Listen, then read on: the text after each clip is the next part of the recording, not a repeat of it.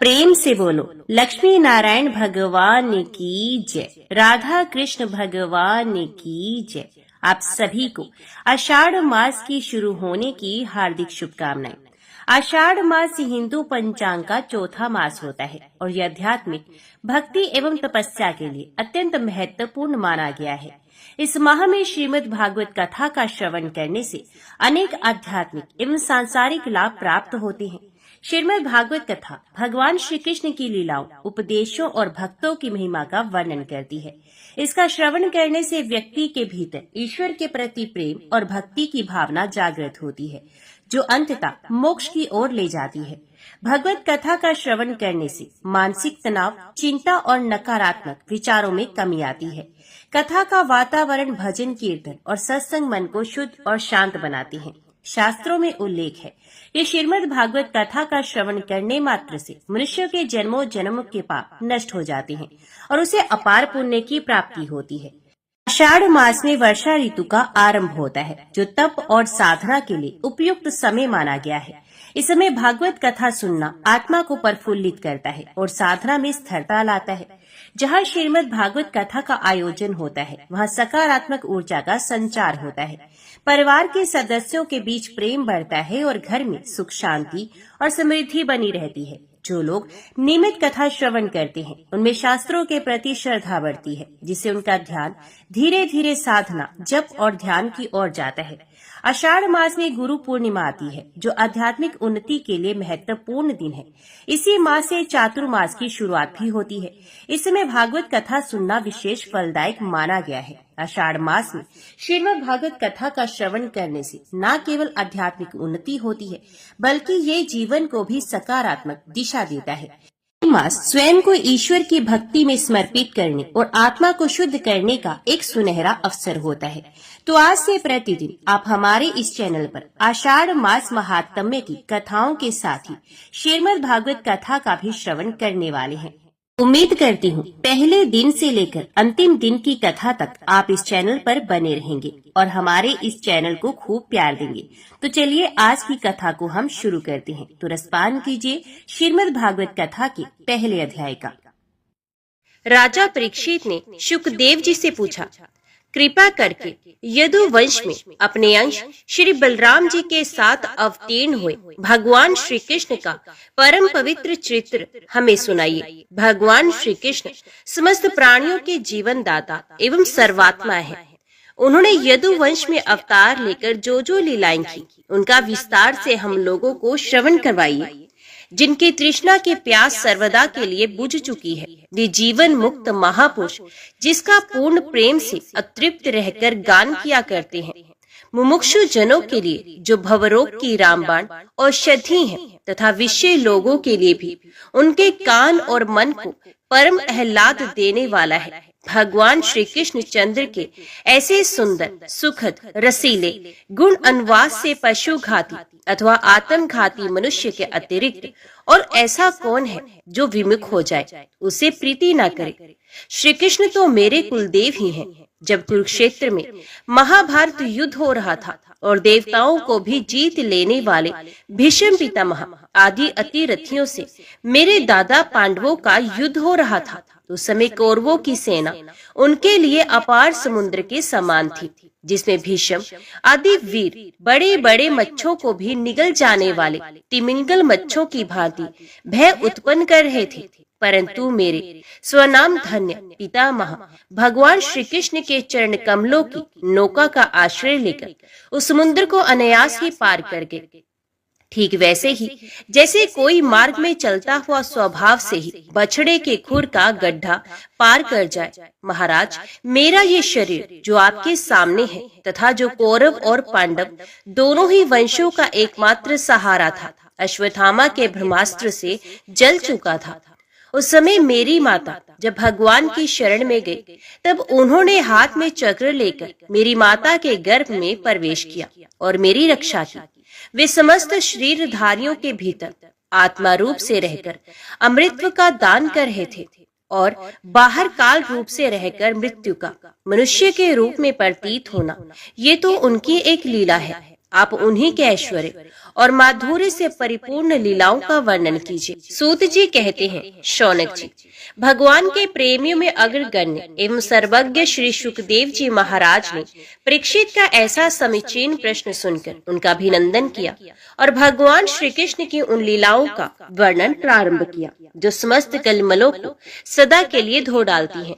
श्री सुखदेव जी कहते हैं, भगवान के लीला रस के रसिक राष्ट्री, तुमने जो कुछ निश्चय किया है वे बहुत ही सुंदर और आदरणीय है, क्योंकि सबके हृदय आराध्य श्री कृष्ण की लीला कथा श्रवण करने में तुम्हें सहज एवं सुदृढ़ प्रीति प्राप्त हो गई है। भगवान श्री कृष्ण की कथा के संबंध में प्रश्न करने से ही वक्ता, प्रश्नकर्ता और श्रोता तीनों ही पवित्र हो जाते हैं। जैसे गंगा जी का जल या भगवान शालिग्राम का चरणामृत सभी को पवित्र कर देता है। परीक्षित, उस समय लाखों दैत्यों के दल ने घमंडी राजाओं का रूप धारण कर अपने भारी भार से पृथ्वी को आक्रांत कर रखा था। उसे त्राण पाने के लिए वे ब्रह्मा जी की शरण में गई। पृथ्वी ने उस समय गो का रूप धारण कर रखा था। उसके नेत्रों से आंसू बह बह कर मुंह पर आ रहे थे। उसका मन तो खिन्न था ही, शरीर भी बहुत कृश हो गया था। वे बड़े करुण स्वर से रंभा रही थी। ब्रह्मा जी के पास जाकर उसने उन्हें अपनी पूरी कष्ट कहानी सुनाई। ब्रह्मा जी ने बड़ी सहानुभूति के साथ उसकी दुख गाथा सुनी। उसके बाद वे भगवान शंकर, स्वर्ग के अन्य प्रमुख देवता तथा गो के रूप में आई हुई पृथ्वी को अपने साथ लेकर क्षीर सागर के तट पर गए। भगवान देवताओं के भी आराध्य देव हैं। वे अपने भक्तों की समस्त अभिलाषाएं पूर्ण करते हैं और उनके समस्त क्लेशों को नष्ट कर देते हैं। वे ही जगत के एकमात्र स्वामी हैं। क्षीर सागर के तट पर पहुंचकर ब्रह्मा आदि देवताओं ने पुरुष सूक्त के द्वारा परम पुरुष सर्वांतर्यामी प्रभु की स्तुति की। स्तुति करते करते ब्रह्मा जी समाधिस्थ हो गए। उन्होंने समाधि अवस्था में आकाशवाणी सुनी। इसके बाद जगत के निर्माण करता ब्रह्मा जी ने देवताओं से कहा, देवताओं, मैंने भगवान की वाणी सुनी है, तुम लोग भी उसे मेरे द्वारा अभी सुन लो और फिर वैसा ही करो। उसके पालन में विलंब नहीं होना चाहिए। भगवान को पृथ्वी के कष्ट का पहले से ही पता है। वे ईश्वरों के भी ईश्वर है। अतः अपनी काल शक्ति के द्वारा पृथ्वी का भार हरण करते हुए वे जब तक पृथ्वी पर लीला करे तब तक तुम लोग भी अपने अपने अंशों के साथ यदुकुल में जन्म लेकर उनकी लीला में सहयोग दो। वसुदेव जी के घर स्वयं पुरुषोत्तम भगवान प्रकट होंगे। उनकी और उनकी प्रियतमा की सेवा के लिए देवांगनाएं जन्म ग्रहण करें। स्वयं प्रकाश भगवान शेष भी, जो भगवान की कला होने के कारण अनंत हैं और जिनके सहस्र मुख हैं, भगवान के प्रिय कार्य करने के लिए उनसे पहले ही उनके बड़े भाई के रूप में अवतार ग्रहण करेंगे। भगवान की वे ऐश्वर्यशालिनी योग माया भी, जिसने सारे जगत को मोहित कर रखा है, उनकी आज्ञा से उनकी लीला के कार्य संपन्न करने के लिए अंश रूप से अवतार ग्रहण करेंगे। परीक्षित, प्रजापतियों के स्वामी भगवान ब्रह्मा जी ने देवताओं को इस प्रकार आज्ञा दी और पृथ्वी को समझा बुझाकर ढांढस बंधाया। इसके बाद वे अपने परम धाम को चले गए। प्राचीन काल में यदुवंशी राजा थे सूरसेन। वे मथुरापुरी में रहकर मथुर मंडल और शूरसेन मंडल का राज्य शासन करते थे। उसी समय से मथुरा ही समस्त यदुवंशी नरपतियों की राजधानी हो गई थी। भगवान श्री हरि सर्वदा यहाँ विराजमान रहते हैं। एक बार मथुरा में शूर के पुत्र वसुदेव जी विवाह करके अपनी नव विवाहिता पत्नी देवकी के साथ घर जाने के लिए रथ पर सवार हुए। उग्रसेन का लड़का था कंस। उसने अपनी चचेरी बहन देवकी को प्रसन्न करने के लिए उसके रथ के घोड़ों की रास पकड़ ली। वे स्वयं ही रथ हाँकने लगा। यद्यपि उसके साथ सैकड़ों सोने के बने हुए रथ चल रहे थे। देवकी के पिता थे देवक। अपनी पुत्री पर उनका बड़ा प्रेम था। कन्या को विदा करते समय उन्होंने उसे सोने के हारों से अलंकृत 400 हाथी, 15,000 घोड़े, 1800 रथ तथा सुंदर सुंदर दासियां दहेज में दी। विदाई के समय वर वधु के मंगल के लिए एक ही साथ शंख, तुरही, मृदंग और दुधंबियां बजने लगी। मार्ग में जिस समय घोड़ों की रास पकड़कर कंस रथ हाँक रहा था, उस समय आकाशवाणी ने उससे संबोधन करके कहा, अरे मूर्ख, जिसको तू रथ में बैठाकर लिए जा रहा है उसकी 8वीं गर्भ की संतान तुझे मार डालेगी। कंस बड़ा पापी था, उसकी दुष्टता की कोई सीमा नहीं थी, वे भोज वंश का कलंक ही था। आकाशवाणी सुनते ही उसने तलवार खींच ली और अपनी बहन की चोटी पकड़कर उसे मारने के लिए तैयार हो गया। वे अत्यंत क्रूर तो था ही, पाप कर्म करते करते निर्लज्ज भी हो गया था। उसका ये काम देखकर महात्मा वसुदेव जी उसको शांत करते हुए बोले, राजकुमार, आप भोजवंश के होनहार वंशधर तथा अपने कुल की कीर्ति बढ़ाने वाले हैं। बड़े बड़े शूरवीर आपके गुणों की सराहना करते हैं। इधर ये तो एक स्त्री, दूसरी आपकी बहन और तीसरे ये विवाह का शुभ अवसर। ऐसी स्थिति में आप इसे कैसे मार सकते हैं? वीरवर जो जन्म लेते हैं उनके शरीर के साथ ही मृत्यु भी उत्पन्न होती है।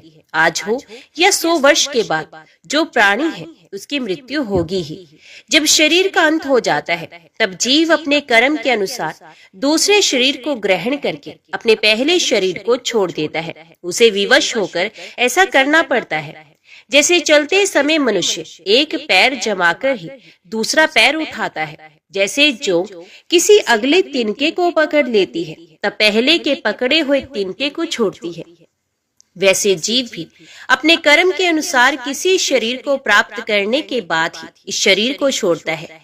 जैसे कोई पुरुष जागृत अवस्था में राजा के ऐश्वर्य को देखकर और इंद्रादि के ऐश्वर्य को सुनकर उसकी अभिलाषा करने लगता है और उसका चिंतन करते करते उन्हीं बातों में घुल मिलकर एक हो जाता है तथा स्वप्न में अपने को राजा या इंद्र के रूप में अनुभव करने लगता है। साथ ही अपने दृढ़ अवस्था के शरीर को भूल जाता है। कभी कभी जागृत अवस्था में भी मन ही मन उन बातों का चिंतन करते करते तन्मय हो जाता है और उसे स्थूल शरीर की सुध नहीं रहती। वैसे ही जीव कर्मकृत कामना और कामनाकृत कर्म के वश में होकर दूसरे शरीर को प्राप्त हो जाता है और अपने पहले शरीर को भूल जाता है। जीव का मन अनेक विकारों का पुंज है। देहांत के समय वे अनेक जन्मों के संचित और प्रारब्ध कर्मों की वासनाओं के अधीन होकर माया के द्वारा रचे हुए अनेक 5 भौतिक शरीरों में से जिस किसी शरीर के चिंतन में तल्लीन हो जाता है और मान बैठता है कि ये मैं हूँ, उसे वही शरीर ग्रहण करके जन्म लेना पड़ता है। जैसे सूर्य, चंद्रमा आदि चमकीली वस्तुएं जल से भरे हुए घड़ों में या तेल आदि तरल पदार्थों में प्रतिबिंबित होती हैं और हवा के झोंकों से उनके जल आदि में हिलने डोलने पर उनमें प्रतिबिंबित वस्तुएं भी चंचल जान पड़ती हैं, वैसे ही जीव अपने स्वरूप के अज्ञान द्वारा रचे हुए शरीर में राग करके उन्हें अपना आप मान बैठता है और मोहवश उनके आने जाने को अपना आना जाना मानने लगता है। इसलिए जो अपना कल्याण चाहता है उसे किसी से द्रोह नहीं करना चाहिए, क्योंकि जीव कर्म के अधीन हो गया है और जो किसी से भी द्रोह करेगा उसको इस जीवन में शत्रु से और जीवन के बाद परलोक से भयभीत होना ही पड़ेगा। कंस, ये आपकी छोटी बहन अभी बच्ची और बहुत दीन है। ये तो आपकी कन्या के समान है। इस पर अभी अभी इसका विवाह हुआ है। विवाह के मंगल चिन्ह भी इसके शरीर से नहीं उतरे हैं। ऐसी दशा में आप जैसे दीन वत्सल पुरुष को इस बेचारी का वध करना उचित नहीं है। परीक्षित, इस प्रकार वसुदेव जी ने प्रशंसा आदि साम नीति और भय आदि भेद नीति से कंस को बहुत समझाया, परंतु वे तो क्रूर तो राक्षसों का भी अनुयायी हो रहा था, इसलिए उसने अपने घोर संकल्प को नहीं छोड़ा। वसुदेव जी ने कंस का विकट हठ देखकर ये विचार किया कि किसी प्रकार ये समय तो टाल ही देना चाहिए। तब वे इस निश्चय पर पहुंचे, बुद्धिमान पुरुष को जहां तक उसकी बुद्धि और बल साथ दे मृत्यु को टालने का प्रयत्न करना चाहिए। प्रयत्न करने पर भी वे ना टल सके तो फिर प्रयत्न करने वाले का कोई दोष नहीं रहता। इसलिए इस मृत्यु रूप कंस को अपने पुत्र दे देने की प्रतिज्ञा करके मैं इस दीन देवकी को बचा लूं। यदि मेरे लड़के होंगे तब तक ये कंस स्वयं नहीं मर जाएगा, तब क्या होगा? संभव है उल्टा ही हो, मेरा लड़का ही इसे मार डाले, क्योंकि विधाता के विधान का पार पाना बहुत कठिन है। मृत्यु सामने आकर भी टल जाती है और टली हुई भी लौट आती है। जिस समय वन में आग लगती है उस समय कौन सी लकड़ी जले और कौन सी ना जले, दूर की जल जाए और पास की बची रहे, इन सब बातों में अदृष्ट के सिवा और कोई कारण नहीं होता। वैसे ही किस प्राणी का कौन सा शरीर बना रहेगा और किस हेतु से कौन सा शरीर नष्ट हो जाएगा, इस बात का पता लगा लेना बहुत ही कठिन है। अपनी बुद्धि के अनुसार ऐसा निश्चय करके वसुदेव जी ने बहुत सम्मान के साथ पापी कंस की बड़ी प्रशंसा की। परीक्षित, कंस बड़ा क्रूर और निर्लज्ज था, अतः ऐसा करते समय वसुदेव जी के मन में बड़ी पीड़ा भी हो रही थी। फिर भी उन्होंने ऊपर से अपने मुख कमल को प्रफुल्लित करके हंसते हुए कहा। वसुदेव जी ने कहा, सौम्य, आपको देवकी से तो कोई भय है ही नहीं। जैसा कि आकाशवाणी ने कहा है, भय है तो पुत्रों से, सो इसके पुत्र मैं आपको लाकर सौंप दूंगा। परीक्षित, कंस जानता था कि वसुदेव जी के वचन झूठे नहीं होते और इन्होंने जो कुछ कहा है वे युक्ति संगत भी है, इसलिए उसने अपनी बहन देवकी को मारने का विचार छोड़ दिया। इससे वसुदेव जी बहुत प्रसन्न हुए और उसकी प्रशंसा करके अपने घर चले गए। देवकी बड़ी सती साध्वी थी। सारे देवता उसके शरीर में निवास करते थे। समय आने पर देवकी के गर्भ से प्रति वर्ष एक एक करके 8 पुत्र तथा 1 कन्या उत्पन्न हुई। पहले पुत्र का नाम था कीर्तिमान। वसुदेव जी ने उसे लाकर कंस को दे दिया। ऐसा करते समय उन्हें कष्ट तो अवश्य हुआ, परंतु उससे भी बड़ा कष्ट उन्हें इस बात का था कि कहीं उनके वचन झूठे ना हो जाए। परीक्षित, सत्यसंध पुरुष बड़े से बड़ा कष्ट भी सह लेते हैं। ज्ञानियों को किसी बात की अपेक्षा नहीं होती। नीच पुरुष बुरे से बुरे काम भी कर सकते हैं, और जो जितेंद्रिय हैं, जिन्होंने भगवान को हृदय में धारण कर रखा है, वे सब कुछ त्याग सकते हैं। जब कंस ने देखा कि वसुदेव जी का अपने पुत्रों के जीवन और मृत्यु में समान भाव है एवं वे सत्य में पूर्ण निष्ठावान भी हैं, तब वे प्रसन्न हुआ और उनसे हंसकर बोला, वसुदेव जी, आप इस नन्हे से सुकुमार बालक को ले जाइए। इससे मुझे कोई भय नहीं, क्योंकि आकाशवाणी ने तो ऐसा कहा था कि देवकी के 8वें गर्भ से उत्पन्न संतान के द्वारा मेरी मृत्यु होगी। वसुदेव जी ने कहा, ठीक है, और उस बालक को लेकर वापस लौट आए। परंतु उन्हें मालूम था कि कंस बड़ा दुष्ट है और उसका मन उसके हाथ में नहीं है। वे किसी भी क्षण बदल सकता है, इसलिए उन्होंने उसकी बात पर विश्वास नहीं किया। परीक्षित, इधर भगवान नारद कंस के पास आए और उससे बोले कि कंस, ब्रज में रहने वाले नंद आदि गोप, उनकी स्त्रियां, वसुदेव आदि वृष्णवंशी यादव, देवकी आदि यदुवंश की स्त्रियां और नंद वसुदेव दोनों के सजातीय बंधु बांधव और सगे संबंधी सबके सब देवता हैं। जो इस समय तुम्हारी सेवा कर रहे हैं वे भी देवता हैं। उन्होंने ये भी बताया कि दैत्यों के कारण पृथ्वी का भार बढ़ गया है, इसलिए देवताओं की ओर से अब उनके वध की तैयारी की जा रही है। जब देवऋषि नारद इतना कहकर चले गए, तब कंस को ये निश्चय हो गया कि यदुवंशी देवता है और देवकी के गर्भ से श्री विष्णु भगवान ही मुझे मारने के लिए पैदा होने वाले हैं। इसलिए उसने देवकी और वसुदेव को हथकड़ी बेड़ी से जकड़कर कैद में डाल दिया और उन दोनों से जो जो पुत्र होते गए उन्हें मारता गया। उसे हर बार ये शंका बनी रहती कि कहीं विष्णु ही उस बालक के रूप में ना आ गया हो। पृथ्वी में ये बात प्राय देखी जाती है कि अपने प्राणों का ही पोषण करने वाले लोभी राजा अपने स्वार्थ के लिए माता पिता, भाई बंधु और अपने अत्यंत हितैषी इष्ट मित्रों की भी हत्या कर डालते हैं। कंस जानता था कि मैं पहले काल नेमी असुर था और विष्णु ने मुझे मार डाला था। इससे उसने यदुवंशियों से घोर विरोध ठान लिया। कंस बड़ा बलवान था। उसने यदु, भोज और अंधक वंश के अधिनायक और पिता अपने पिता उग्रसेन को कैद कर लिया और शूरसेन का राज्य वे स्वयं करने लगा। कंस एक तो स्वयं ही बड़ा बली था और दूसरे मगध नरेश जरासंध की उसे बहुत बड़ी सहायता प्राप्त थी।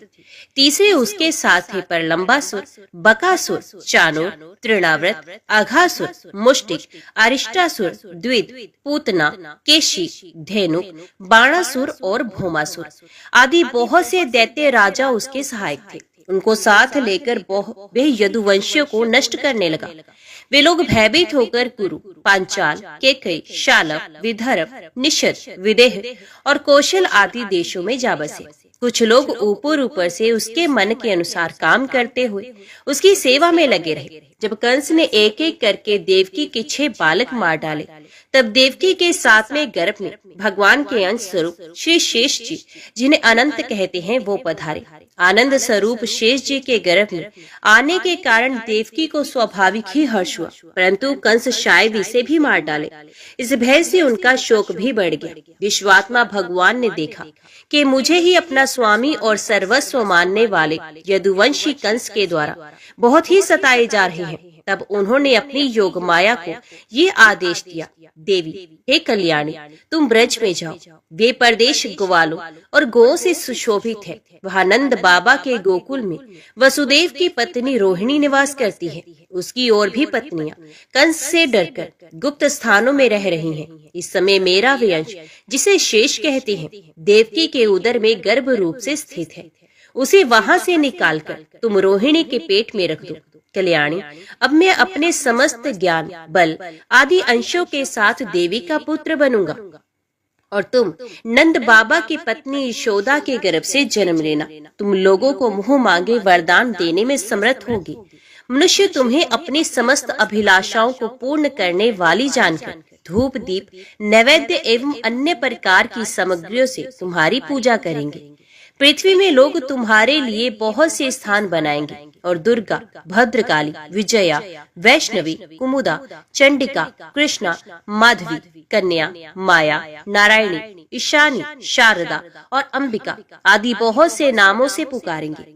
देवकी के गर्भ से खींचे जाने के कारण शेष जी को लोग संसार में संघर्षण कहेंगे, लोकरंजन करने के कारण राम कहेंगे और बलवानों में श्रेष्ठ होने के कारण बलभद्र भी कहेंगे। जब भगवान ने इस प्रकार आदेश दिया, तब योग माया ने जो आज्ञा ऐसा कहकर उनकी बात शिरोधार्य की और उनकी परिक्रमा करके वे पृथ्वी लोक में चली आई तथा भगवान ने जैसा कहा था वैसा ही किया।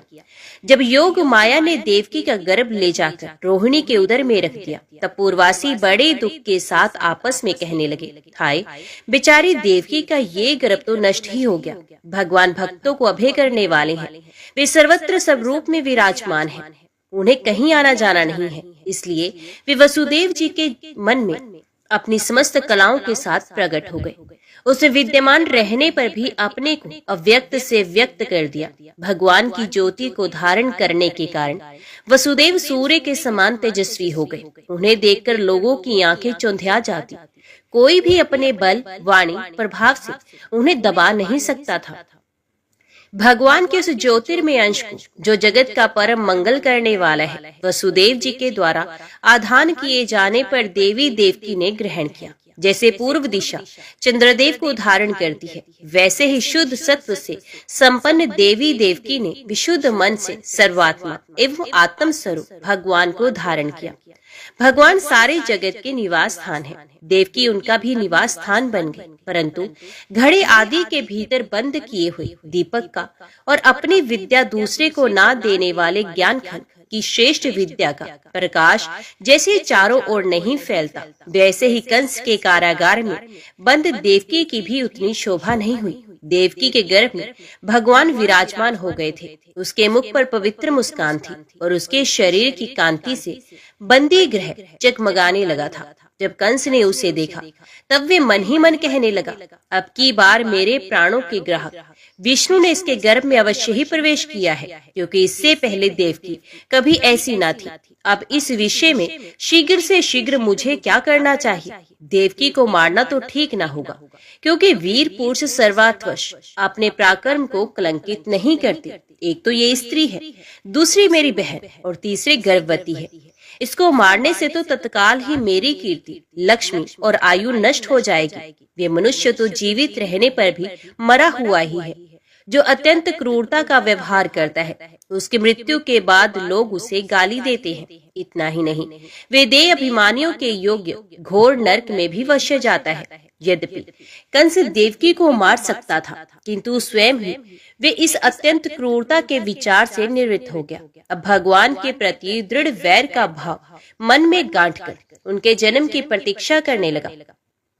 वे उठते बैठते, खाते पीते, सोते जागते और चलते फिरते सर्वदा ही श्री कृष्ण के चिंतन में लगा रहता।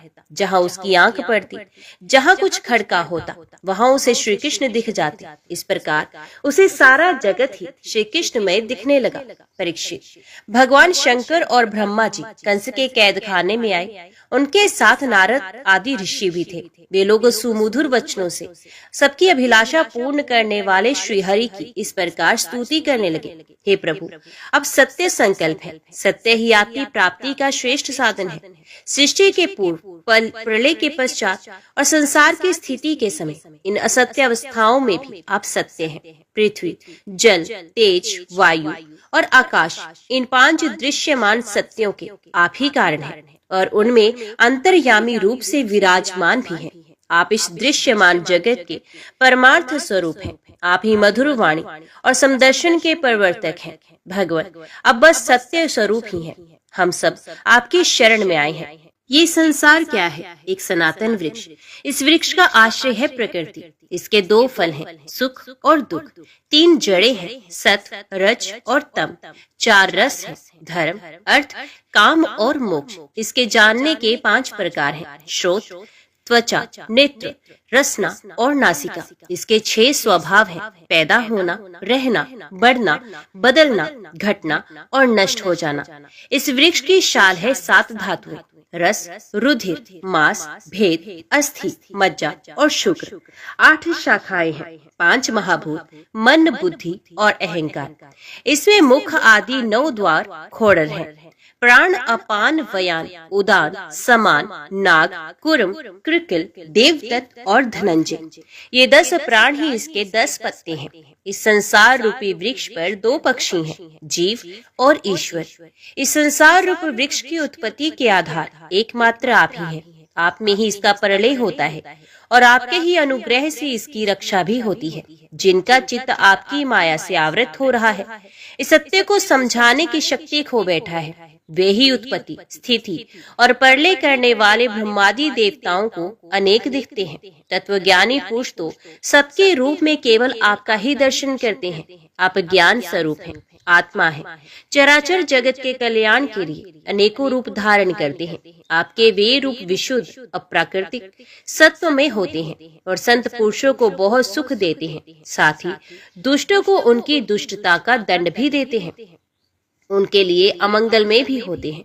कमल के समान कोमल अनुग्रह भरे नेत्रों वाले प्रभु कुछ बिरले लोग ही हैं जो आपके समस्त पदार्थों और प्राणियों के आश्रय रूप में पूर्ण एकाग्रता से अपना चित्त लगा पाते हैं और आपके चरण कमल रूपी जहाज का आश्रय लेकर इस संसार सागर को बछड़े के खुर के गड्ढे के समान अनायास ही पार कर जाते हैं। क्यों ना हो, अब तक के संतों ने इसी जहाज से संसार सागर को पार जो किया है। परम प्रकाश स्वरूप परमात्मा आपके भक्तजन सारे जगत के निष्कपट प्रेमी सच्चे हितैषी होते हैं। वे स्वयं तो इस भयंकर और कष्ट से पार करने योग्य संसार सागर को पार कर ही जाते हैं, किंतु औरों के कल्याण के लिए भी वे यहाँ आपके चरण कमलों की नौका स्थापित कर जाते हैं। वास्तव में सत्पुरुषों पर आपकी महान कृपा है, उनके लिए आप अनुग्रह स्वरूप ही हैं। कमल नयन, जो लोग आपके चरण कमलों की शरण नहीं लेते तथा आपके प्रति भक्ति भाव से रहित होने के कारण जिनकी बुद्धि भी शुद्ध नहीं, वे अपने को झूठ मूठ मुक्त मानते हैं, वास्तव में तो वे बद्ध ही हैं।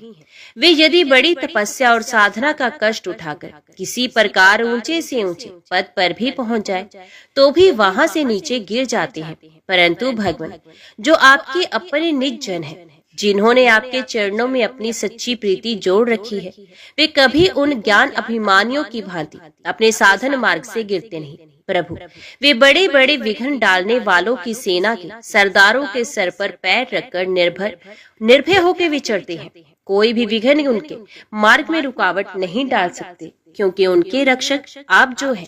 अब संसार की स्थिति के लिए समस्त देहधारियों को परम कल्याण प्रदान करने वाला विशुद्ध सत्वमय सच्चिदानंद में परम दिव्य मंगल विग्रह प्रकट करते हैं। उस रूप के प्रकट होने से ही आपके भक्त वेद, कर्म कांड, अष्टांग योग, तपस्या और समाधि के द्वारा आपकी आराधना करेंगे। प्रभु, आप सबके विधाता हैं। यदि आपका ये विशुद्ध सत्य में निज स्वरूप ना हो तो अज्ञान और उसके द्वारा होने वाले भेदभाव को नष्ट करने वाला अपरोक्ष ज्ञान ही किसी को ना हो। जगत में दिखने वाले तीनों गुण आपके हैं और आपके द्वारा ही प्रकाशित होते हैं, ये सत्य है। परंतु इन गुणों के प्रकाशक वृत्तियों से आपके स्वरूप का केवल अनुमान ही होता है।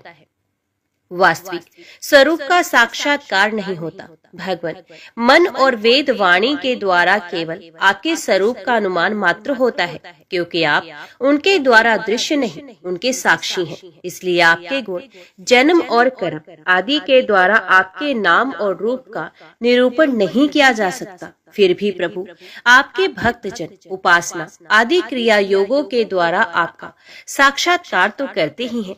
जो पुरुष आपके मंगल में नामों और रूपों का श्रवण, कीर्तन, स्मरण और ध्यान करता है और आपके चरण कमलों की सेवा में ही अपना चित्त लगाए रहता है, उसे फिर जन्म मृत्यु रूप संसार के चक्र में नहीं आना पड़ता।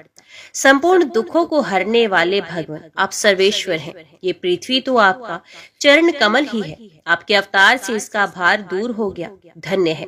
हे प्रभु, हमारे लिए ये बड़े सौभाग्य की बात है कि हम लोग आपके सुंदर सुंदर चिन्हों से युक्त चरण कमलों के द्वारा विभूषित पृथ्वी को देखेंगे और स्वर्गलोक को भी आपकी कृपा से कृतार्थ देखेंगे। प्रभु आप अजन्मा है। यदि आपके जन्म के कारण के संबंध में हम कोई तर्क न करें तो यही कह सकते हैं कि ये आपका लीला विनोद है। ऐसा कहने का कारण ये है कि आप तो द्वैत के क्लेश से रहित सर्वाद अधिष्ठान स्वरूप है। जगत की उत्पत्ति, स्थिति तथा प्रलय अज्ञान के द्वारा आप में आरोपित हैं। प्रभु आपने जैसे अनेकों बार मत्स्य, हयग्रीव, कश्यप, नरसिंह, वराह, हंस, राम, परशुराम और वामन अवतार धारण करके हम लोगों की और तीनों लोकों की रक्षा की है, वैसे ही आप इस बार भी पृथ्वी का भार हरण कीजिए। यदुनंदन, हम आपके चरणों में वंदना करते हैं। देवकी जी को संबोधित करके माता जी, आप ये बड़े सौभाग्य की बात है कि आपके कोख में हम सबका कल्याण करने के लिए स्वयं भगवान पुरुषोत्तम अपने ज्ञान, बल आदि अंशों के साथ पधारे हैं। अब आप कंस से तनिक भी मत डरिए। अब तो वे कुछ ही दिनों का मेहमान है। आपका पुत्र यदुवंश की रक्षा करेगा। परीक्षित, ब्रह्मादि देवताओं ने इस प्रकार भगवान की स्तुति की। उनका रूप ये है, इस प्रकार निश्चित रूप से तो कहा नहीं जा सकता। सब अपनी अपनी मत के अनुसार उनका निरूपण करते हैं। इसके बाद ब्रह्मा जी और शंकर जी को आगे करके देवगण स्वर्ग में चले गए। परीक्षित, अब समस्त शुभ गुणों से युक्त बहुत सुहावना समय आया। रोहिणी नक्षत्र था। आकाश के सभी नक्षत्र, ग्रह और तारे शांत सौम्य हो रहे थे। दिशाएं स्वच्छ और प्रसन्न थी। निर्मल आकाश में तारे जगमगा रहे थे। पृथ्वी के बड़े बड़े नगर, छोटे छोटे गांव, अहीरों की बस्तियां और हीरे आदि की खाने मंगलमय हो रही थी। नदियों का जल निर्मल हो गया था। रात्रि के समय भी सरोवरों में कमल खिल रहे थे। वन में वृक्षों की पत्तियां रंग बिरंगे पुष्पों के गुच्छों से लद गई थी। कहीं पक्षी चहक रहे थे तो कहीं भौरे गुनगुना रहे थे। उस समय परम पवित्र और शीतल मंद सुगंध वायु अपने स्पर्श से लोगों को सुखदान करती हुई बह रही थी। ब्राह्मणों के अग्निहोत्र की कभी न बुझने वाली अग्नियां जो कंस के अत्याचार से बुझ गई थी, वे समय अपने आप जल उठी। संत पुरुष पहले से ही चाहते थे कि असुरों की बढ़ती ना होने पाए। अब उनका मन सहसा प्रसन्नता से भर गया। जिस समय भगवान के आविर्भाव का अवसर आया, स्वर्ग में देवताओं की दुधम्बियां अपने आप बज उठी। किन्नर और गंधर्व मधुर स्वर में गाने लगे तथा सिद्ध और चारण भगवान के मंगल में गुणों की स्तुति करने लगे। विद्याधरियां अप्सराओं के साथ नाचने लगी। बड़े बड़े देवता और ऋषि मुनि आनंद से भरकर पुष्पों की वर्षा करने लगे। जल से भरे हुए बादल समुद्र के पास जाकर धीरे धीरे गर्जना करने लगे। जन्म मृत्यु के चक्र से छुड़ाने वाले जनार्दन के अवतार का समय था निश्चित। चारों ओर अंधकार का साम्राज्य था। उसी समय सबके हृदय में विराजमान भगवान विष्णु देव रूपिणी देविकी के गर्भ से प्रकट हुए। जैसे पूर्व दिशा में 16 कलाओं से पूर्ण चंद्रमा का उदय हो गया हो। वसुदेव जी ने देखा, उनके सामने एक अद्भुत बालक है। उसके नेत्र कमल के समान कोमल और विशाल है। 4 सुंदर हाथों में शंख, गदा, चक्र और कमल लिए हुए है। वक्षस्थल पर श्रीवत्स का चिन्ह है। अत्यंत सुंदर स्वर्णमय रेखा है। गले में कौस्तुभ मणि झिलमिला रही है। वर्षकालीन मेघ के समान परम सुंदर श्यामल शरीर पर मनोहर पीतांबर फहरा रहा है। बहुमूल्य बैदूर मणि के किरीट और कुंडल की कांति से सुंदर सुंदर घुंघराले बाल सूर्य की किरणों के समान चमक रहे हैं। कमर में चमचमाती करधनी की लड़ियां लटक रही हैं। बाहों में बाजूबंद और कलाइयों में कंकण शोभायमान हो रहे हैं। इन सब आभूषणों से सुशोभित बालक के अंग अंग से अनोखी छटा छिटक रही है। जब वसुदेव जी ने देखा कि मेरे पुत्र के रूप में स्वयं भगवान ही आए हैं, तब पहले तो उन्हें असीम आश्चर्य हुआ, फिर आनंद से उनकी आंखें खिल उठी। उनका रोम रोम परम आनंद में मगन हो गया। श्री कृष्ण जन्मोत्सव मनाने की उतावली में उन्होंने उसी समय ब्राह्मणों के लिए 10,000 गायों का संकल्प कर दिया। परीक्षित, भगवान श्री कृष्ण अपनी अंग कांति से सूतिका ग्रह को जगमग कर रहे थे। जब वसुदेव जी को ये निश्चय हो गया कि ये तो परम पुरुष परमात्मा ही है, तब भगवान का प्रभाव जान लेने से उनका सारा भय जाता रहा। अपनी बुद्धि स्थिर करके उन्होंने भगवान के चरणों में अपना सर झुका दिया और फिर हाथ जोड़कर वे उनकी स्तुति करने लगे। वसुदेव जी ने कहा, मैं समझ गया कि आप प्रकृति से अतीत साक्षात पुरुषोत्तम है। आपका स्वरूप है केवल अनुभव और केवल आनंद। आप समस्त बुद्धियों के एकमात्र साक्षी हैं। आप ही सर्ग के आदि में अपनी प्रकृति से स्थिर गुण में जगत की सृष्टि करते हैं, फिर उसमें प्रविष्ट ना होने पर भी आप प्रविष्ट के समान जान पड़ते हैं। जैसे जब तक महत्ववादी कारण तत्व पृथक पृथक रहते हैं, तब तक उनकी शक्ति भी पृथक होती है। जब वे इंद्रियादि 16 विकारों के साथ मिलते हैं, तभी इस ब्रह्मांड की रचना करते हैं और इसे उत्पन्न करके इसी में अनुप्रविष्ट से जान पड़ते हैं। परंतु सच्ची बात तो ये है कि वे किसी भी पदार्थ में प्रवेश नहीं करते। ऐसा होने का कारण ये है कि उनसे बनी हुई जो भी वस्तु है, उनमें वे पहले से ही विद्यमान रहते हैं।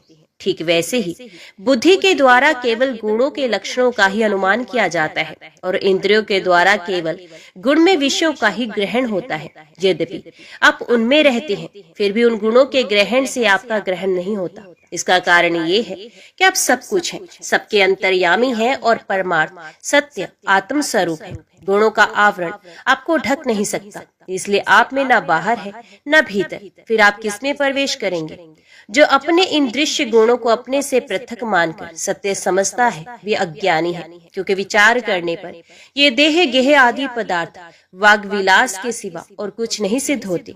विचार के द्वारा जिस वस्तु का अस्तित्व सिद्ध नहीं होता, बल्कि जो बाधित हो जाती है, उसको सत्य मानने वाला पुरुष बुद्धिमान कैसे हो सकता है? प्रभु कहते हैं कि आप स्वयं समस्त क्रियाओं, गुणों और विकारों से रहते हैं, फिर भी जगत की सृष्टि, स्थिति और प्रलय आपसे ही होते हैं।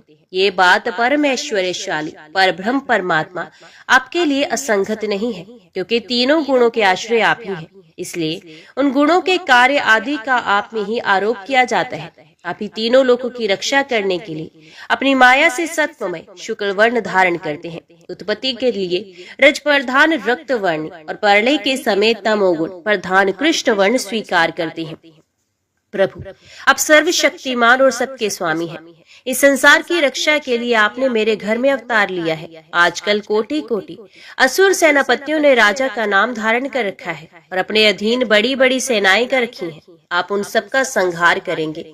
देवताओं के भी आराध्य देव प्रभु, ये कंस बड़ा दुष्ट है। इसे जब मालूम हुआ कि आपका अवतार हमारे घर होने वाला है, तब उसने आपके भय से आपके भाइयों को मार डाला।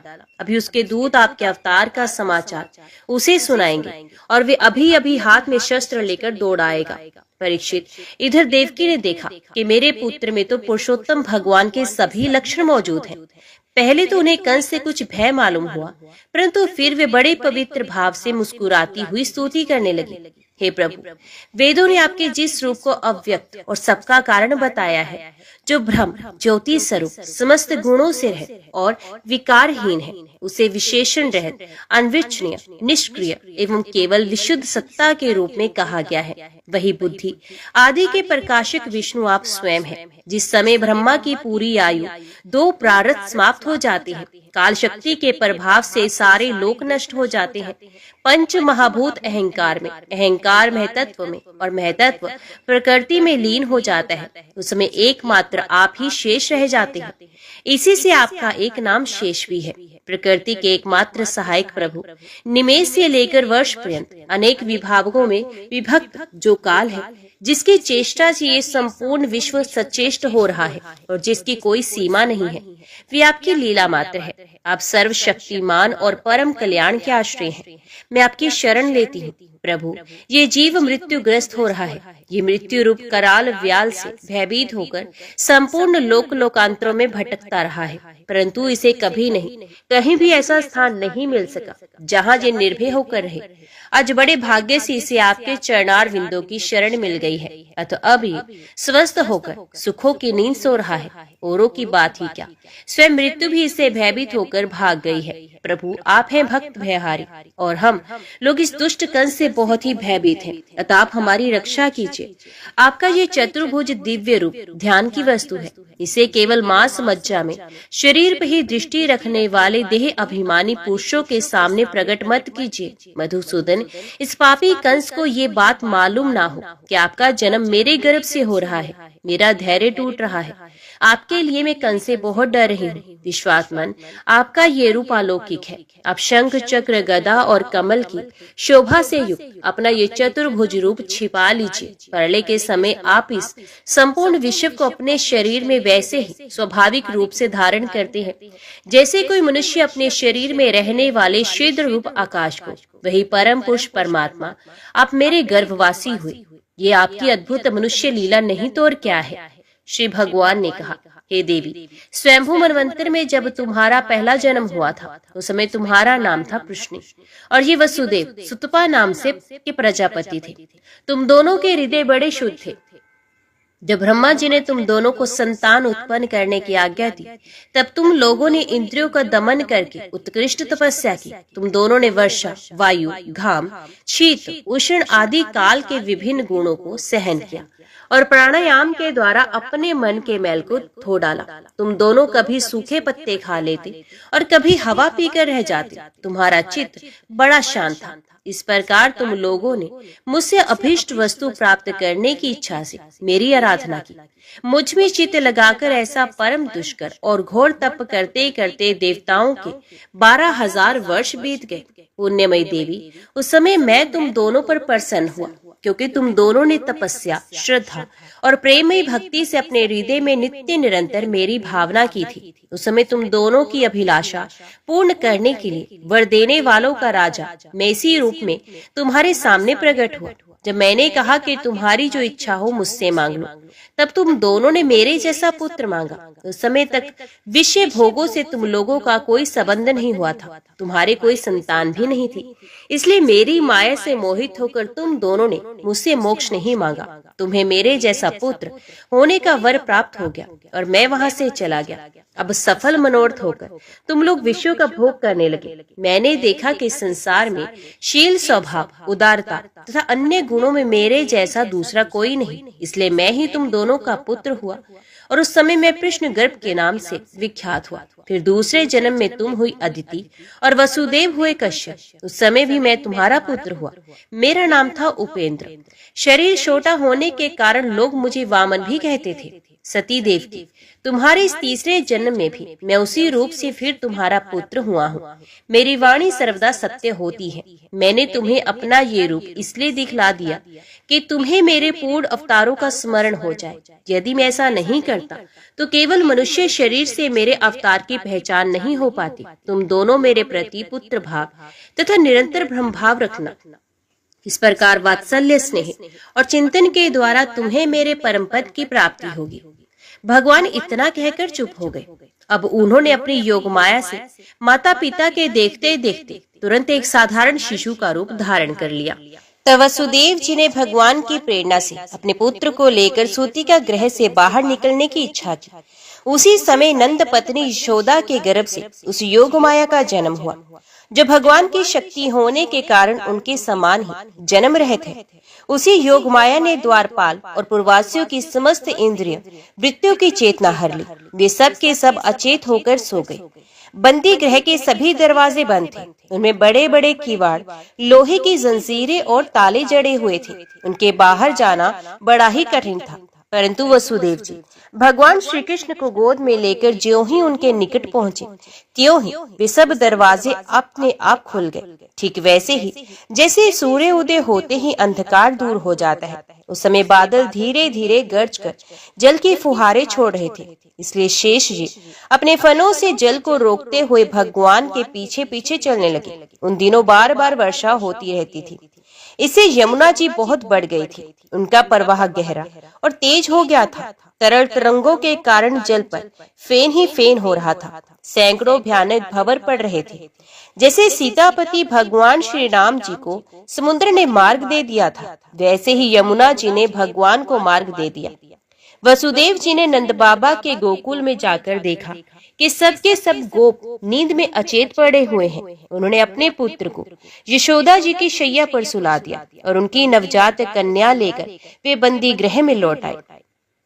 जेल में पहुंचकर वसुदेव जी ने उस कन्या को देवकी की छैया पर सुला दिया और अपने पैरों में बेड़ियां डाल ली तथा पहले की तरह वे बंदी गृह में बंद हो गए। उधर नंद पत्नी यशोदा जी को इतना तो मालूम हुआ कि कोई संतान हुई है, परंतु वे ये न जान सकी कि पुत्र हुआ है या पुत्री, क्योंकि एक तो उन्हें बड़ा परिश्रम हुआ था और दूसरे योगमाया ने उन्हें अचेत कर दिया था। परीक्षित, जब वसुदेव जी लौट आए तब नगर के बाहरी और भीतरी सब दरवाजे अपने आप पहले की तरह बंद हो गए। इसके बाद नवजात शिशु के रोने की ध्वनि सुनकर द्वारपालों की नींद टूटी। वे तुरंत भोजराज कंस के पास गए और देवकी को संतान होने की बात कही। कंस तो बड़ी आकुलता और घबराहट के साथ इसी बात की प्रतीक्षा कर रहा था। द्वारपालों की बात सुनते ही झटपट पलंग से उठ खड़ा हुआ और बड़ी शीघ्रता से सूतिका गृह की ओर झपटा। इस बार तो मेरे काल का ही जन्म हुआ है, ये सोचकर वे विवल हो रहा था। और यही कारण है कि उसे इस बात का भी ध्यान न रहा कि उसके बाल बिखरे हुए हैं। रास्ते में कई जगह वे लड़खड़ाकर गिरते गिरते बचा। बंदी गृह पहुंचने पर सती देवकी ने बड़े दुख और करुणा के साथ अपने भाई कंस से कहा, मेरे हितैषी भाई, ये कन्या तो तुम्हारी पुत्रवधू के समान है, स्त्री जाति की है। तुम्हें स्त्री की हत्या कदापि नहीं करनी चाहिए। भैया, तुमने द्वेषवश मेरे बहुत से अग्नि के समान तेजस्वी बालक मार डाले। अब केवल यही एक कन्या बची है, इसे तो मुझे दे दो।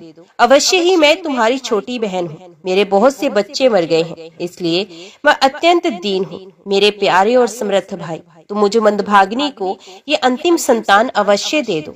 परीक्षित, कन्या को अपनी गोद में छिपाकर देवकी जी ने अत्यंत दीनता के साथ रोते रोते याचना की, परंतु कंस बड़ा दुष्ट था। उसने देवकी जी को झिड़क कर उनके हाथ से वे कन्या छीन ली। अपनी उस नन्ही सी नवजात भांजी के पैर पकड़कर कंस ने उसे बड़े जोर से एक चट्टान पर दे मारा। स्वार्थ ने उसके हृदय में सौहार्द को समूल उखाड़ फेंका था। परंतु श्री कृष्ण की एक छोटी बहन साधारण कन्या तो थी नहीं, देवी थी। उसके हाथ से छूटकर तुरंत आकाश में चली गई और अपने बड़े बड़े 8 हाथों में आयुध लिए हुए दिख पड़ी। वे दिव्य माला, वस्त्र, चंदन और मणिमय आभूषणों से विभूषित थी। उसके हाथों में धनुष, त्रिशूल, बाण, ढाल, तलवार, शंख, चक्र और गदा, ये 8 आयुध थे। सिद्ध, चारण, गंधर्व, अप्सरा, किन्नर और नागण बहुत सी भेंट की सामग्री समर्पित करके उसकी स्तुति करने लगे। उस समय देवी ने कंस से कहा, रे मूर्ख, मुझे मारने से तुझे क्या मिलेगा? तेरे पूर्व जन्म का शत्रु तुझे मारने के लिए किसी स्थान पर पैदा हो चुका है। अब तू व्यर्थ निर्दोष बालकों की हत्या ना किया कर। कंस से इस प्रकार कहकर भगवती योग माया वहां से अंतर ध्यान हो गई और पृथ्वी के अनेक स्थानों में विभिन्न नामों से प्रसिद्ध हो गई। देवी की ये बात सुनकर कंस को असीम आश्चर्य हुआ। उसने उसी समय देवकी और वसुदेव को कैद से छोड़ दिया और बड़ी नम्रता से उनसे कहा, मेरी प्यारी बहन और बहनोई जी, हाय हाय, मैं बड़ा पापी हूँ। राक्षस जैसे अपने ही बच्चों को मार डालता है, वैसे ही मैंने तुम्हारे बहुत से लड़के मार डाले। इस बात का मुझे बड़ा खेद है। मैं इतना दुष्ट हूँ कि करुणा का तो मुझ में लेश भी नहीं। मैंने अपने भाई, बंधु और हितैषियों तक का त्याग कर दिया। पता नहीं अब मुझे किस नरक में जाना पड़ेगा। वास्तव में तो मैं भ्रमघाती के समान जीवित होने पर भी मुर्दा ही हूँ। केवल मनुष्य ही झूठ नहीं बोलते, विधाता भी झूठ बोलते हैं। उन्हीं पर विश्वास करके मैंने अपनी बहन के बच्चे मार डाले। ओह, मैं कितना पापी हूँ। तुम दोनों महात्मा हो, अपने पुत्रों के लिए शोक मत करो। उन्हें तो कर्म का ही फल मिला है। सभी प्राणी प्रारब्ध के अधीन है। इसी से वे सदा सर्वदा एक साथ नहीं रह सकते। जैसे मिट्टी के बने हुए पदार्थ बनते और बिगड़ते रहते हैं, परंतु मिट्टी में कोई अदल बदल नहीं होती, वैसे ही शरीर का तो बनना बिगड़ना होता ही रहता है, परंतु आत्मा पर इसका कोई प्रभाव नहीं पड़ता। जो लोग तत्व को नहीं जानते वे सनात्मा शरीर को ही आत्मा मान बैठते हैं। यही उल्टी बुद्धि अथवा अज्ञान है। इसी के कारण जन्म और मृत्यु होते हैं, और जब तक ये अज्ञान नहीं मिटता तब तक दुख सुख रूप संसार से छुटकारा नहीं मिलता। मेरी प्यारी बहन, यद्यपि मैंने तुम्हारे पुत्रों को मार डाला है, फिर भी तुम उनके लिए शोक ना करो, क्योंकि सभी प्राणियों को विवश होकर अपने कर्मों का फल भोगना पड़ता है। अपने स्वरूप को जानने के कारण जीव जब तक ये मानता रहता है कि मैं मारने वाला हूँ या मारा जाता हूँ, तब तक शरीर के जन्म और मृत्यु का अभिमान करने वाला ये अज्ञानी बाध्य और बाधक भाव को प्राप्त होता है, अर्थात ये दूसरों को दुख देता है और स्वयं दुख भोगता है। मेरी ये दुष्टता तुम दोनों क्षमा करो, क्योंकि तुम बड़े ही साधु स्वभाव और दीनों के रक्षक हो। ऐसा कहकर कंस ने अपनी बहन देवकी और वसुदेव जी के चरण पकड़ लिए। उसकी आंखों से आंसू बह बह कर मुंह तका रहे थे। इसके बाद उसने योग माया के वचनों पर विश्वास करके देवकी और वसुदेव को कैद से छोड़ दिया, और वे तरह तरह से उनके प्रति अपना प्रेम प्रकट करने लगा। जब देवकी जी ने देखा कि भाई कंस को पश्चाताप हो रहा है, तब उन्होंने उसे क्षमा कर दिया। वे उसके पहले अपराधों को भूल गई, और वसुदेव जी ने हंसकर कंस से कहा, मनस्वी कंस, आप जो कहते हैं वे ठीक वैसा ही है। जीव अज्ञान के कारण ही शरीर आदि को मैं मान बैठता है। इसी से अपने पराये का भेद हो जाता है, और ये भेद दृष्टि हो जाने पर तो वे शोक, हर्ष, भय, द्वेष, लोभ, मोह और मद से अंधे हो जाते हैं। फिर तो उन्हें इस बात का पता ही नहीं रहता कि सबके प्रेरक भगवान ही एक भाव से दूसरे भाव का, एक वस्तु से दूसरी वस्तु का नाश करा रहे हैं।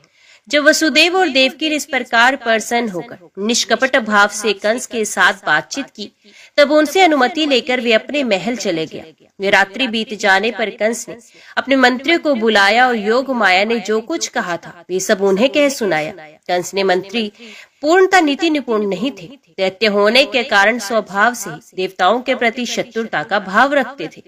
अपने स्वामी कंस की बात सुनकर वे देवताओं पर और भी चिढ़ गए और कंस से कहने लगे, भोजराज, यदि ऐसी बात है तो हम आज ही बड़े बड़े नगरों में, छोटे छोटे गांवों में, अहीरों की बस्तियों में और दूसरे स्थानों में जितने बच्चे हुए हैं वे चाहे 10 दिन से अधिक के क्यों ना हो या कम हो, सबको आज ही मार डालेंगे। समरभीर देवगण युद्ध उद्योग करके ही क्या करेंगे? वे तो आपके धनुष की टंकार सुनकर ही सदा सर्वदा घबराए रहते हैं। जिस समय युद्ध भूमि में आप चोट पर चोट करने लगते हैं, बाण वर्षा से घायल होकर अपने प्राणों की रक्षा के लिए सम्रांगण छोड़कर देवता लोग पलायन परायण होकर इधर उधर भाग जाते हैं। कुछ देवता तो अपने अस्त्र शस्त्र जमीन पर डाल देते हैं और हाथ जोड़कर आपके सामने अपनी दीनता प्रकट करने लगते हैं। कोई कोई अपनी चोटी के बाल तथा कच्छ खोलकर आपकी शरण में आकर कहते हैं, हम भयभीत हैं, हमारी रक्षा कीजिए। अपन शत्रु को नहीं मारते, जो अस्त्र शस्त्र भूल गए हो, जिनका रथ टूट गया हो, जो डर गए हो, जो लोग युद्ध छोड़कर अन्य मनस्क हो गए हो, जिनका धनुष टूट गया हो या जिन्होंने युद्ध से अपना मुख मोड़ लिया हो, उन्हें भी आप नहीं मारते। देवता तो बस वही वीर बनते हैं जहाँ कोई लड़ाई झगड़ा ना हो। रणभूमि के बाहर भी बड़ी बड़ी डींग हाँकते हैं। उनसे तथा एकांतवासी विष्णु, वनवासी शंकर, अल्पवीर इंद्र और तपस्वी ब्रह्मा से भी हमें क्या भय हो सकता है? फिर भी देवताओं की उपेक्षा नहीं करनी चाहिए, ऐसी हमारी राय है, क्योंकि है तो वे शत्रु ही। इसलिए उनकी जड़ उखाड़ फेंकने के लिए आप हम जैसे विश्वास पात्र सेवकों को नियुक्त कर दीजिए। जब मनुष्य के शरीर में रोग हो जाता है और उसकी चिकित्सा नहीं की जाती, उपेक्षा कर दी जाती है, तब रोग अपनी जड़ जमा लेता है और फिर वे असाध्य हो जाता है। अथवा जैसे इंद्रियों की उपेक्षा कर देने पर उनका दमन असंभव हो जाता है, वैसे ही यदि पहले शत्रु की उपेक्षा कर दी जाए और वे अपना पांव जमा ले, तो फिर उसको हराना कठिन हो जाता है। देवताओं की जड़ है विष्णु, और वे वहाँ रहता है जहाँ सनातन धर्म है। सनातन धर्म की जड़ है वेद, गो, ब्राह्मण, तपस्या और वे यज्ञ, जिसमें दक्षिणा दी जाती है। इसलिए भोजराज, हम लोग वेदवादी ब्राह्मण, तपस्वी, यज्ञ और यज्ञ के लिए घी आदि हविष्य पदार्थ देने वाली गायों का पूर्ण रूप से नाश कर डालेंगे। ब्राह्मण, गो, वेद, तपस्या, सत्य, इंद्रिय दमन, मनोनिग्रह, श्रद्धा, दया, तितिक्षा और यज्ञ विष्णु के शरीर है। वे विष्णु ही सारे देवताओं का स्वामी तथा असुरों का प्रधान द्वेषी है, परंतु वे किसी गुफा में छिपा रहता है। महादेव ब्रह्मा और सारे देवताओं की जड़ वही है। उसको मार डालने का उपाय ये है कि ऋषियों को मार डाला जाए। एक तो कंस की बुद्धि स्वयं ही बिगड़ी हुई थी, फिर उसे मंत्री ऐसे मिले थे जो उससे भी बढ़कर दुष्ट थे। इस प्रकार उनसे सलाह करके काल के फंदे में फंसे हुए असुर कंस ने यही ठीक समझा कि ब्राह्मणों को ही मार डाला जाए। उसने हिंसा प्रेमी राक्षसों को संत पुरुषों की हिंसा करने का आदेश दे दिया। वे इच्छा अनुसार रूप धारण कर सकते थे। जब वे इधर उधर चले गए तब कंस ने अपने महल में प्रवेश किया। उन असुरों की प्रकृति थी रजोगुणी। तमोगुण के कारण उनका चित्त उचित और अनुचित के विवेक से रहित हो गया था। उनके सर पर मौत नाच रही थी। यही कारण है कि उन्होंने संतों से द्वेष किया। जो लोग महान संत पुरुषों का अनादर करते हैं, उनका ये कुकर्म उनकी आयु, लक्ष्मी, कीर्ति, धर्म, लोक परलोक, विषय भोग और सबके सब कल्याण के साधनों को नष्ट कर देता है। नंद बाबा बड़े मनस्वी और उदार थे। पुत्र का जन्म होने पर तो उनका हृदय विलक्षण आनंद से भर गया। उन्होंने स्नान किया और पवित्र होकर सुंदर सुंदर वस्त्र आभूषण धारण किए। फिर वेदज्ञ ब्राह्मणों को बुलाकर स्वसित वाचन और अपने पुत्र का जात कर्म संस्कार करवाया। साथ ही देवता और पितरों की विधि पूर्वक पूजा भी करवाई। उन्होंने ब्राह्मणों को वस्त्र और आभूषणों से सुसज्जित 2 लाख गायें दान की। रत्नों और सुनहरे वस्त्रों से ढके हुए तिल के 7 पहाड़ दान किए। समय से, स्नान से, प्रसाक्षण से, संस्कारों से, तपस्या से, यज्ञ से, दान से और संतोष से द्रव्य शुद्ध होती है, परंतु आत्मा की शुद्धि तो आत्मज्ञान से ही होती है। उस समय ब्राह्मण, सूत, मागध और वंदी जन मंगल में आशीर्वाद देने तथा स्तुति करने लगे। गायक गाने लगे। भेरी और दुधंबिया बार बार बजने लगे। ब्रजमंडल के सभी घरों के द्वार, आंगन और भीतरी भाग झाड़ बुहार दिए गए। उनमें सुगंधित जल का छिड़काव किया गया। उन्हें चित्र विचित्र ध्वजा, पताका, पुष्पों की मालाओं, रंग बिरंगे वस्त्र और पल्लवों की बंधनवारों से सजाया गया। गाय, बैल और बछड़ों के अंगों में हल्दी तेल का लेप कर दिया गया और उन्हें गेरू आदि रंगीन वथांतुए, मोर पंख, फूलों के हार, तरह तरह के सुंदर वस्त्र और सोने की जंजीरों से सजा दिया गया। सभी गवाल बहुमूल्य वस्त्र, गहने, अंगरखे और पगड़ियों से सुसज्जित होकर अपने हाथों में भेंट की बहुत सी सामग्रियां लेकर नंद बाबा के घर गए। यशोदा जी के पुत्र हुआ है, ये सुनकर गोपियों को बड़ा आनंद हुआ। उन्होंने सुंदर सुंदर वस्त्र, आभूषण और अंजन आदि से अपना श्रृंगार किया। गोपियों के मुख कमल बड़े ही सुंदर जान पड़ते थे। उन पर लगी हुई कुमकुम ऐसी लगती मानो कमल की केसर हो। उनके नितंब बड़े बड़े थे। वे भेंट की सामग्री ले लेकर जल्दी जल्दी यशोदा जी के पास चली। उस समय उनके पयोधर हिल रहे थे। गोपियों के कानों में चमकती हुई मणियों के कुंडल झिलमिला रहे थे। गले में सोने के हार जगमगा रहे थे। वे बड़े सुंदर सुंदर रंग बिरंगे वस्त्र पहने हुए थे। मार्ग में उनकी चोटियों में गूथे हुए फूल बरसते जा रहे थे। हाथों में जड़ाऊ कंगन अलग ही चमक रहे थे। उनके कानों में कुंडल, पयोधर और हार हिलते जाते थे। इस प्रकार नंद बाबा के घर जाते समय उनकी शोभा बड़ी अनूठी जान पड़ती थी। नंद बाबा के घर जाकर वे नवजात शिशु को आशीर्वाद देती, ये चिरंजीवी हो, भगवान इसकी रक्षा करे, और लोगों पर हल्दी तेल से मिला हुआ पानी छिड़क देती तथा ऊंचे स्वर से मंगलगान करती थी।